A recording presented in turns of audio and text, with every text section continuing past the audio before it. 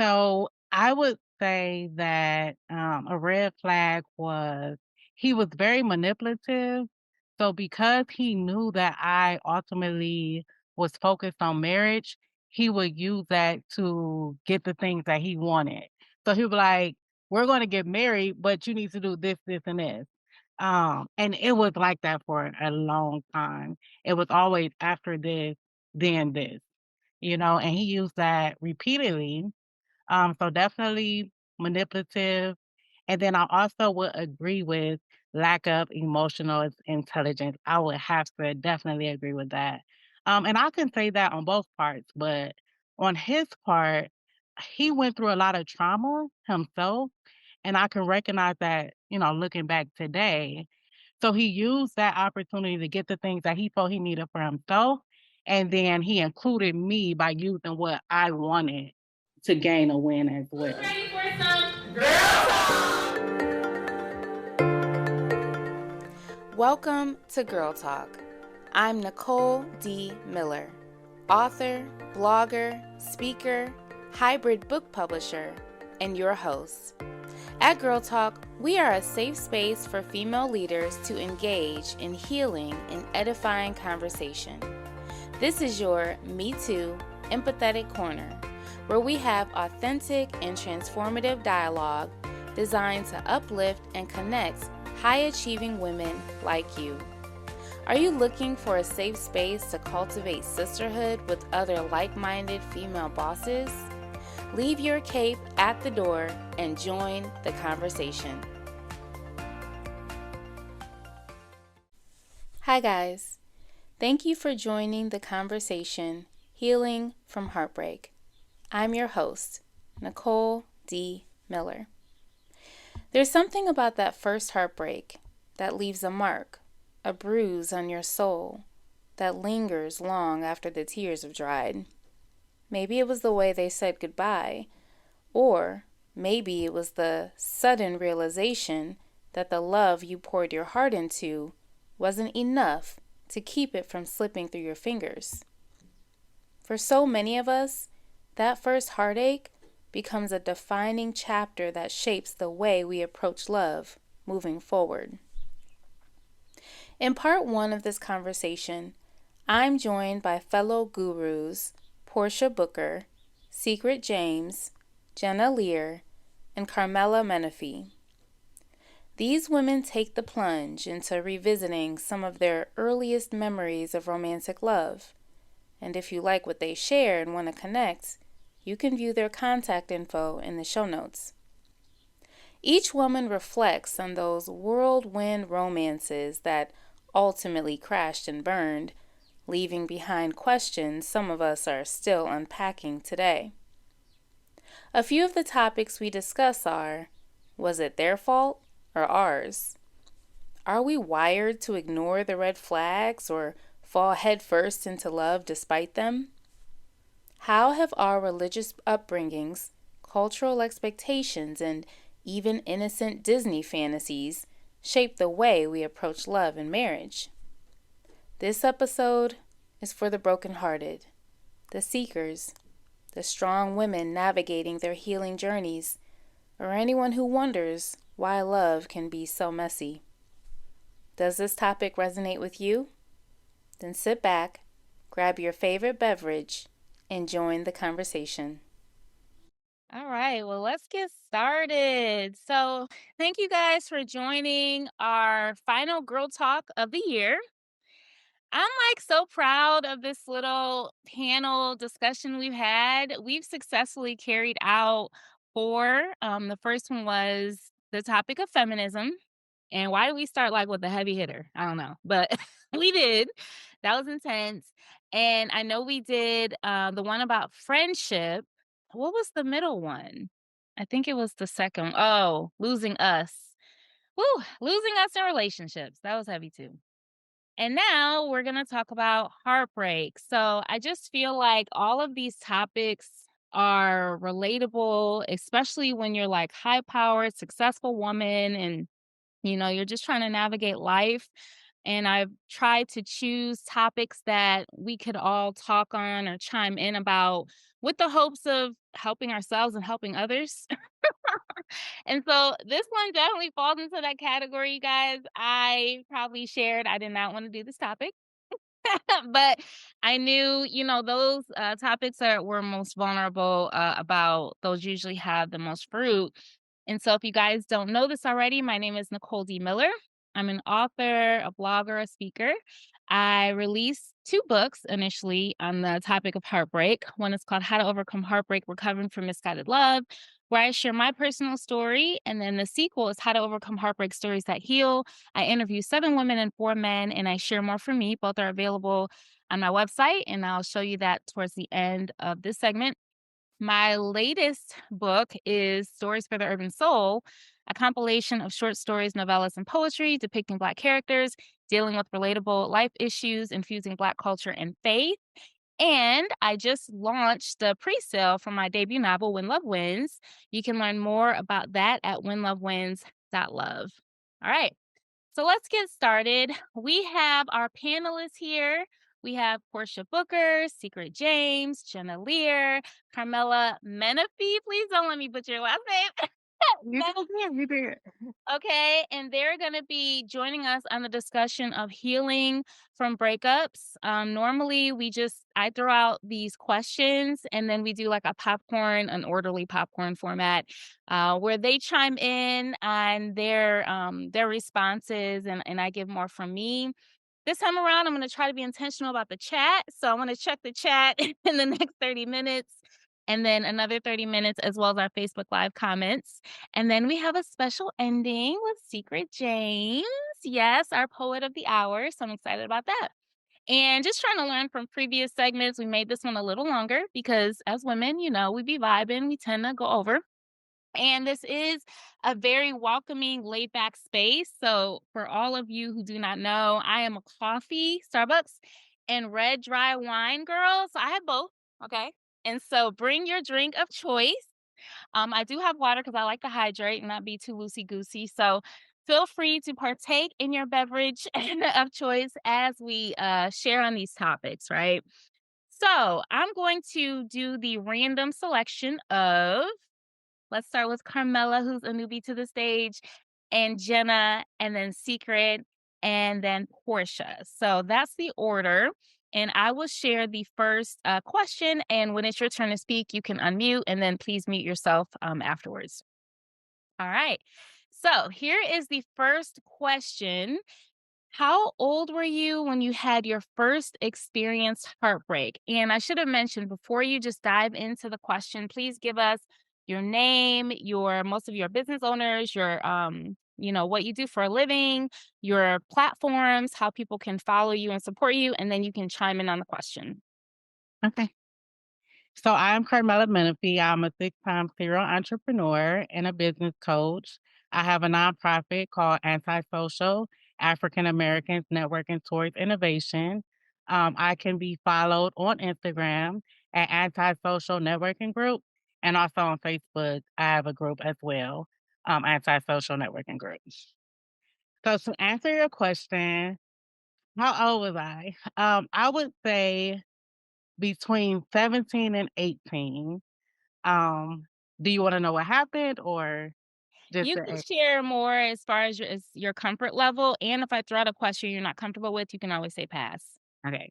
So, yeah, so it was like 17 between 17 and 18, and I was raised in a really religious, strict household, and my mother was married when she was 16. So, we we kind of formed a culture around getting married. So, like, everyone I dated from, like, 16 to, like, 23, 24, I thought they were supposed to be, my husband. Uh, so, yeah, so I went straight in thinking that we were supposed to get married, and I did a lot of things based off of that assumption. Thank you for sharing that. I love that you talked about the religious background. I can totally relate to that. There are many of us who had this view that the first person you date is your husband. And I love that, we have that in common for sure. Thank All right, Jenna. Well, okay, well, first, thanks for hosting this. I think this is such like you get more and more vulnerable the more times you do this. And I'm like, oh, do I want to like chime in on this one? So but yeah, no, I'm happy to be here with everyone. My name's Jenna. If you don't know me, I'm a brand strategist. I own Blue Louie Studio. And I'm on a big mission to help more women entrepreneurs create and grow their brand so that they can learn how to position themselves as the expert and attract dreamy clients. I just want to see more women leaders in the world. I think that's how we truly make a big change. And I think it starts with even conversations like this, just kind of bringing it back down to connecting in, and so yeah, that's why I'm excited to be here for this. And for the first question, I was thinking about this and I was thinking it probably was like younger, like when you get your first heartbreak when you're like, you think you know how to date when you're like 7 or something, and you're like, I have my first boyfriend or whatever, so there's probably something that was younger, but I would say the first one that stuck out at the youngest was probably when I was around 14 or 15. And that was like a year long, relationship when you're just getting into high school. It's kind of intense. I met his family and all of that. And much like you were sharing, previously it's like I was gonna marry that man. Like that was gonna be high school sweethearts, and then we're gonna get married, and there's life, right? But circumstances happen, and everything happens for a reason. Sometimes it takes a long time to figure that out, though. So, still learning from that first like love and first heartbreak, but I would say 14, 15 is when it happened. Man, girl, you were a baby, baby. And I love that you said a year because that is like 4 years to a kid. Like, I just feel like the younger you are, when you have those types of, longstanding relationships, it's even more heightened.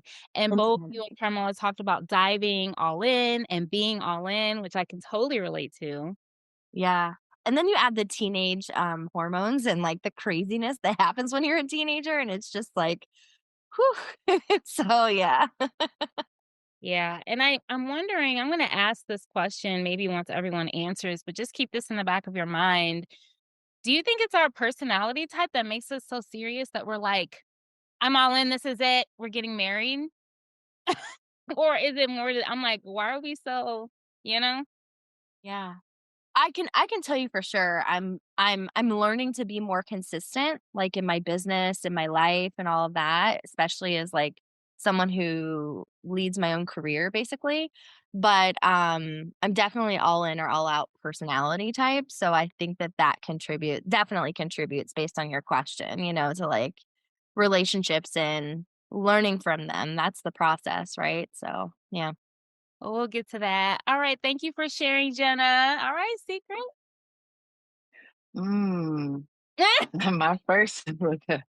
Now I have an unhealthy obsession with heartbreak. So my Mm. first heartbreak would definitely have to be when I was 14 years old. Yeah, I was 14.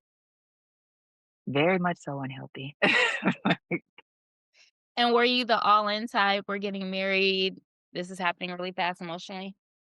Yeah, you know what? It's so funny that we all have that in common because yeah, I was very, very much so from a very young age.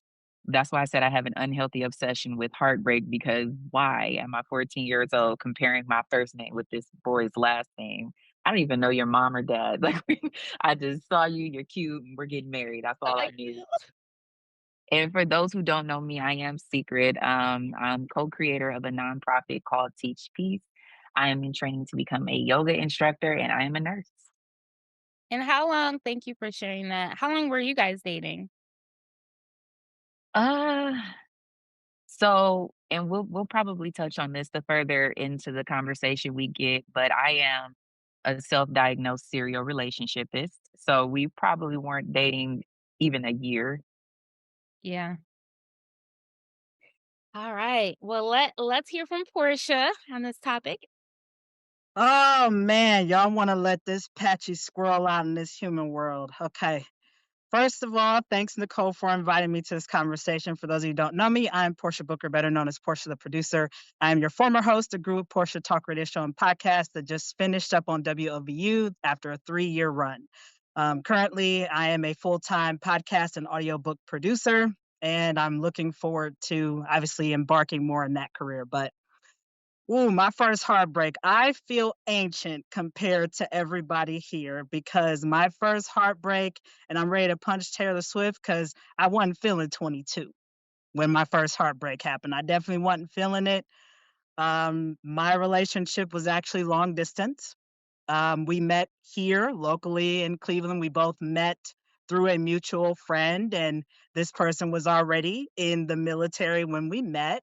And of course, when you're young, you think that you can make things work. There's that hope, right? I think, Nicole, to your question about our type of personality that makes us all in, I think the movies that we watch, Disney, of course, corrupted a lot of us where it's like, oh my God, our Prince Charming is here. Please hold me for dear life type of thing.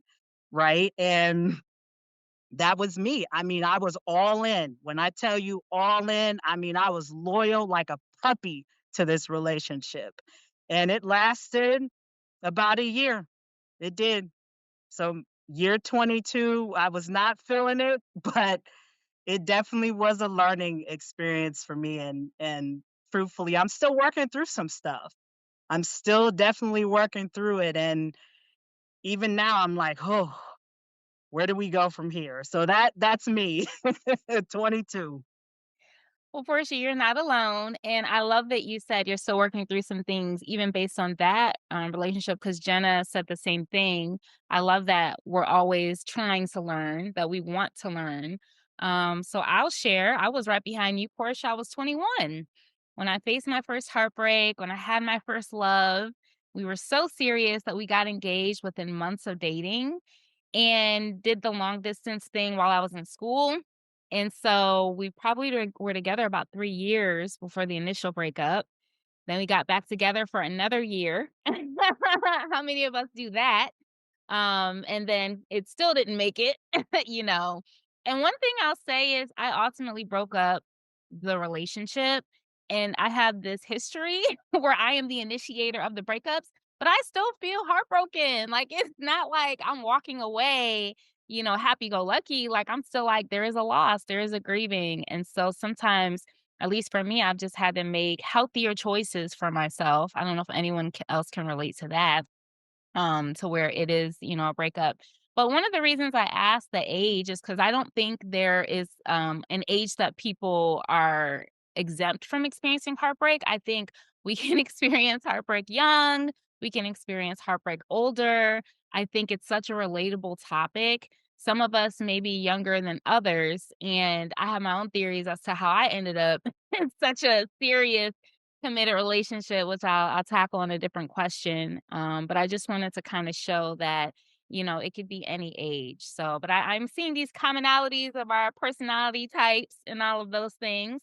So, what I'll ask now is, are there any red flags or things that you could look back on that relationship and see, like, okay, these were the signs in him or in me or in both, that it was gonna ultimately end up in a ditch. Like the relationship was not gonna make it. It was gonna crash and burn. So we'll reverse the order. And if there was a question that I said earlier that you didn't get to chime in on, you can also chime in on that too. So we'll do Portia, Secret, Jenna, and then Carmela. Ooh, definitely I'd say red flag number one is long distance relationship right off the bat.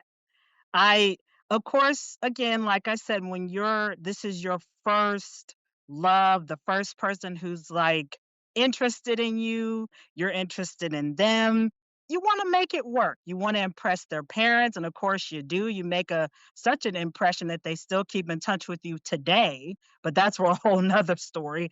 The other thing I would say a lot was me. When I think back to that time, there was a lot of anger that I held on to that I was not communicating in that relationship. And as we know, anger is a secondary emotion, it's not a primary one. So there was a lot of sadness, there was a lot of depression that was masked by anger. So I wasn't communicating effectively in the relationship. I was under the impression, oh, he can read my mind. He's like a genie, wrong answer. Wrong answer. You failed the test, honey. So that was number one, was the communication. On his end, I would say the main one that I just had a little bit of a pet peeve was he wasn't motivated. That was the one thing that really got me was, yeah, you're really cute. I mean, yeah, you look like one of the Hollister models that I pulled. That's great. That's good for pictures and events. But what is that for long term? Right? I'm someone who's very long term focused, not temporary. Um, so I would say those are the main two. It was a lot of it was me. When I look back on that, I had a lot of work to do, but at the same time, I wasn't ready to address it. I'm a firm believer that things that are unhealed will soon be revealed. And that's what really occurred that kind of was the straw that broke the camel's back on my end. Thank you for sharing, Portia. Another question was going to be, was it all their fault or your fault? So if anyone else wants to kind of piggyback on that too, feel free. Go ahead, Secret. So I definitely will say that I overlooked a lot of red flags. Like I'm one of those people who go around with the love goggles on heavily. I know that there's things that I don't like. You know, when you get that first initial twinge of like, ooh, I don't really like that, but no, I'm just gonna play it off to the side for now. So there were definitely a lot of red flags with everyone that I've ever dated, that didn't end well, or we are obviously aren't together now because I'm single. So, two things though that I know for a fact that I can just put together with any guy that I've been with is communication.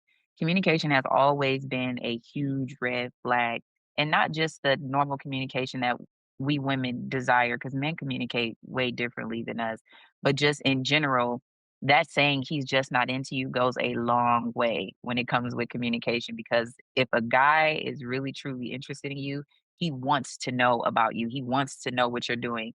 What I would be doing though is asking all the questions. How's your day? What do you like? All these things, but they would never ask me. So that's a red flag now. Like whenever I'm talking to someone and I notice that I'm the one initiating the interesting, thought piquing questions, I kind of like, okay, I'm gonna fall back. Um, and then another red flag is just actions. Like I feel, me personally, and it probably loops into communication all over again, but I feel like if you can go an entire 24 hours and never say anything to me, have no communication with me, none whatsoever, that is a red flag to me because no one is that busy. Everyone picks up their phone at least one time a day and scroll social media. So if you can scroll social media one time a day, you can text me and say, "Hey, how you doing?" So those are my 2 red flags. And then for your piggyback question, um, I guess it would have to be the relationship. It depends on which relationship. But honestly, me being who I am now, I would definitely say I was the reason. I was the reason because I've always been the person who held on too long. I've always been the person who overlooked things. And I've always been the person who lowered my standards for the sake of love. So I would take all the blame. Girl, you said a mouthful. I'm over here taking notes. Okay. And I definitely resonate with, I mean, the narcissism, when you come across someone, they don't ask you a thing about you. It's all about them. I have spent hours on the phone listening to men talk about them. So, but I'm gonna wait and share my thing later. Go ahead, Jenna. Oh, I feel like that could be a whole topic, just a whole like hour-long discussion in of itself. But yeah, so the question being, can you repeat the question for me? So it was, do you see any red flags like earlier in the relationship that alluded to it crashing and burning? And was it all on them or was there any folly in you? Yeah. So because the one that I've shared and I've referenced was happened so young, 14, 15. I think there's like a general reflection of like just immaturity and emotional immaturity, like not saying it wasn't real or the things that, happened weren't valid or, when they say you're too young to know what love is or whatever that is, like you said, I don't necessarily subscribe to that, but I look back and I think, wow, like the woman I've grown into and what I want and what I see for my life, like there's no way I could have like gauged that young and seen that young.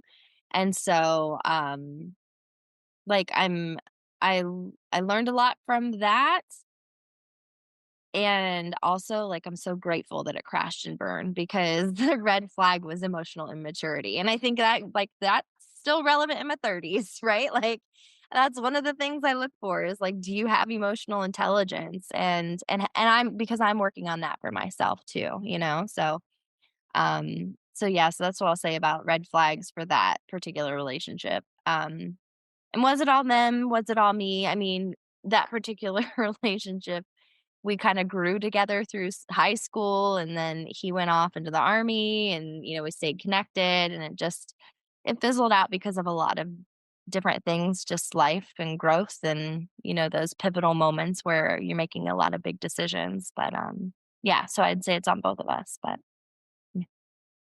Thanks for sharing. yeah. So I would say that a red flag was he was very manipulative. So because he knew that I ultimately was focused on marriage, he would use that to get the things that he wanted. So he'd be like, "We're going to get married, but you need to do this, this, and this." And it was like that for a long time. It was always after this, then this, and he used that repeatedly, so definitely manipulative. And then I also would agree with lack of emotional intelligence. I would have to definitely agree with that. And I can say that on both parts, but on his part, he went through a lot of trauma himself.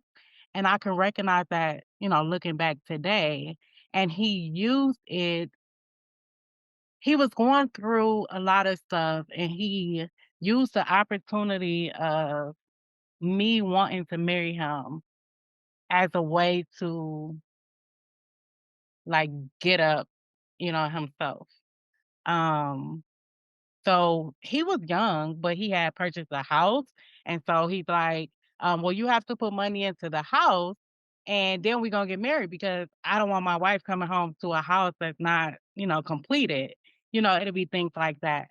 So, and like I said, he was going through trauma himself, so he had never really owned anything. I mean, we were young, but I mean, just as far as toys, things like that, period. He never had anything to himself, his own bedroom, things like that. So he used that opportunity to get the things that he felt he needed for himself. And then he included me by using what I wanted to gain a win as well.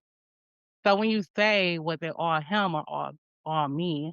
I would say that we both went through a lot at a young age, and it definitely impacted both of us.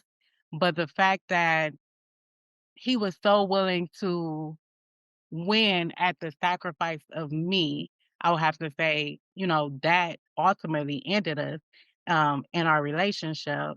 But on my end, I had to be more responsible with my needs rather than feeling somebody else should be responsible on providing what I needed.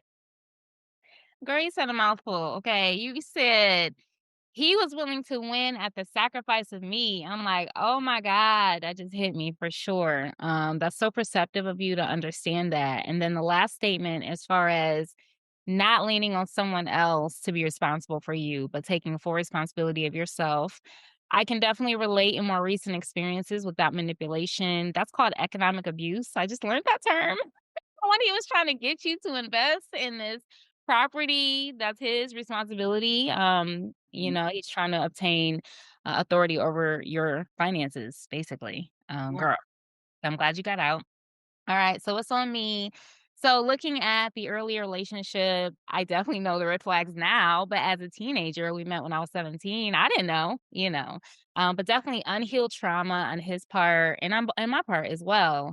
And for him, I would say, a rougher background, which there's nothing wrong with that. But I just think when you don't deal with the issues that come with that, and he had no idea at the time. So that was huge. For me, I would say daddy issues all day. I had no idea, of course, that I was walking around here feeling rejected, abandoned, and needing love, and then gonna put that all on you. So that was a hot mess and still working through those, but at least I'm aware. So I can definitely see that. I definitely relate to secret when, I have these rose colored glasses. One of my best friends who's on here. has told me for years, like, I look at everybody and I'm like, "Oh, they have a good heart. He has a good heart," and I be looking at everybody's hearts, and now I'm like, "Nicole, they are still a hot mess." Like, so I'm still learning how to look at a person's function and thinking. That's another thing I've learned recently, not necessarily their heart. And because I have a quote unquote good heart, I'm like projecting that onto them. So yes, someone could be, well intentioned, but they're dysfunctional. And so some of my own stuff that I really had to grow in and learn in, even in my early 30s, was my own dysfunction, being codependent, losing myself in that relationship, having that tendency, which I know Carmela touched on as well. Well, you guys we're going deep. This is what we do, get comfortable.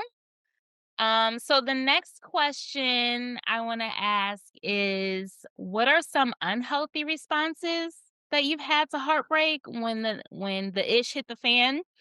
And what are some healthy responses you've had?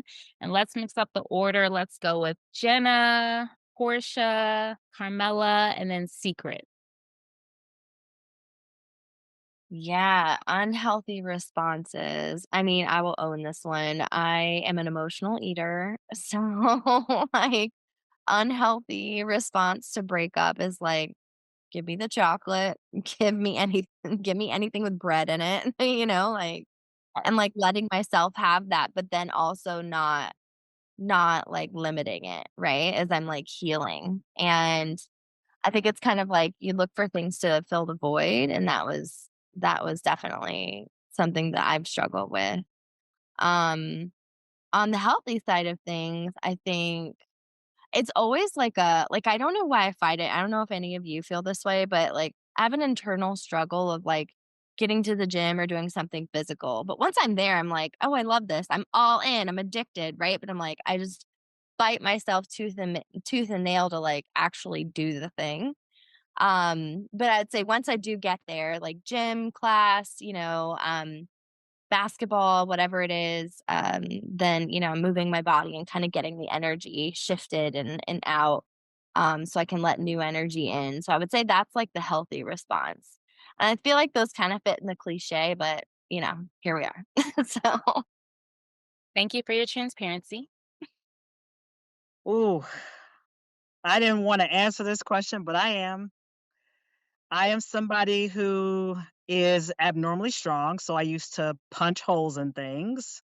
I used to take out my anger physically because that's the only way I knew how. And of course, I grew up kind of seeing that in a sense. So taking it out in a physical way, punching things at work, having angry outbursts with people at work because I'm suppressing those emotions.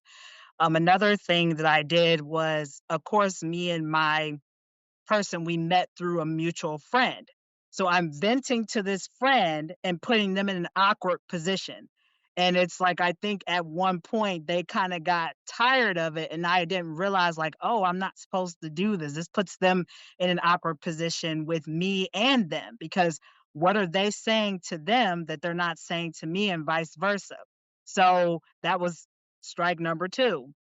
I would say, in a healthy sense, what really helped me was really rekindling my passion for writing.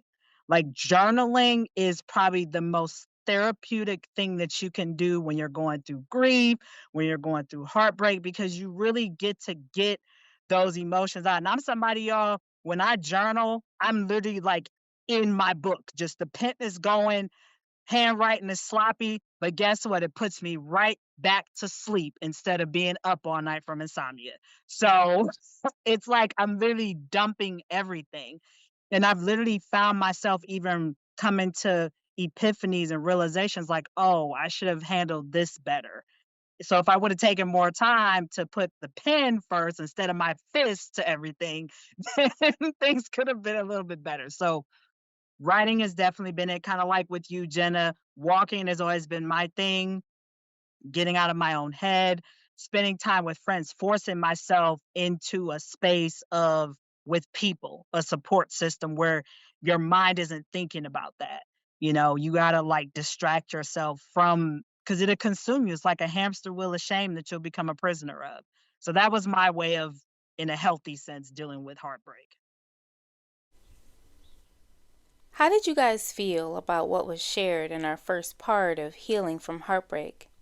Did you resonate with being obsessed with heartbreak, like Secret said? I know I did. Even though, as I shared in our discussion, I've been the initiator for a lot of my breakups, they've still left me shattered. Often I found myself in toxic situations, and some of it was due to the daddy issues I alluded to, but some of it was due to inherited biases, which I'll go into further in future podcasts. Whatever the issues were that led me into those relationships, by God's grace, I made it out, and I hope you're encouraged that you can too. As you've probably recognized in our discussion, heartbreak can be at any age. It can be caused by a variety of reasons, whether it was growing apart or you initiating the breakup or them initiating it. Whatever the reason, it doesn't negate the large gap in your heart, mind, and emotions. But how do you piece that gap back together? That's more of what we'll discuss in our upcoming segment, Part 2 of Healing from Heartbreak. So, stay tuned for more on that topic.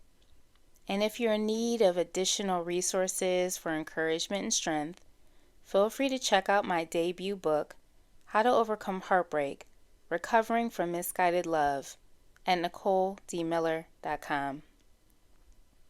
No matter what you're going through and how hard the day feels, remember, I attract amazing women doing amazing things.